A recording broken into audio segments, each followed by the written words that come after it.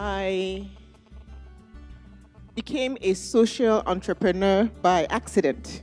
In fact, I heard the word social entrepreneur a few years into my journey. I didn't know that's what I was doing. I was just doing what I was led to do, what I was equipped to do, what I was skilled to do, what I was trained to do, and what I thought I had the resources to do.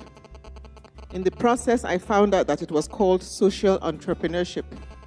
And I also found out that right now in the world, the business community is beginning to recognize that social entrepreneurship is critical to solving some of the world's largest problems.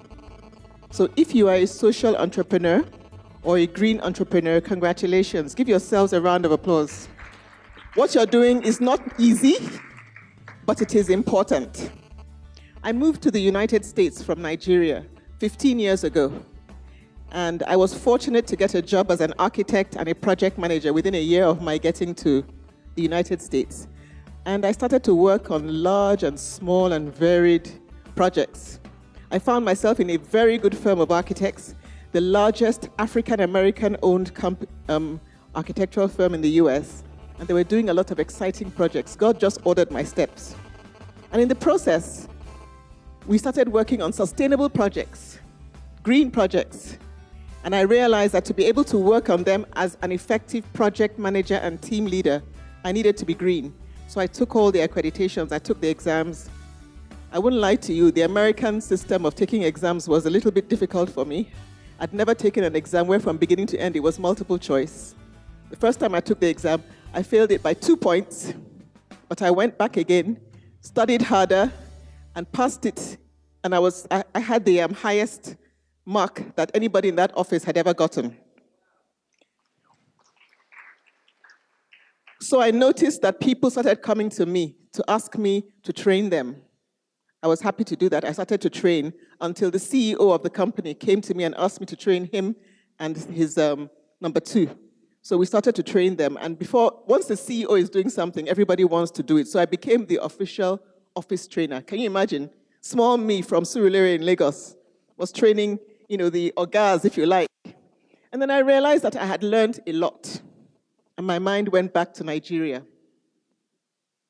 Here I am, acquiring all these skills, acquiring quite a few accolades, and my country needs architecture and engineering. My continent needs architecture and engineering. And my heart was beginning to go back to the continent.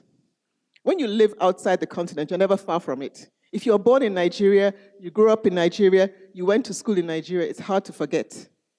The same, I'm sure you find the same in Ghana. Many of you have come back from various places. It's hard to forget your homeland, especially when you had no problem with it before you left. I now found out that the reason why I had become a social entrepreneur was to bring dignity to my people. And dignity now is the overarching theme. Yes, I started off as a green architect. Yes, I started off because I felt our environment was poorly engineered, so we spent time to engineer our buildings.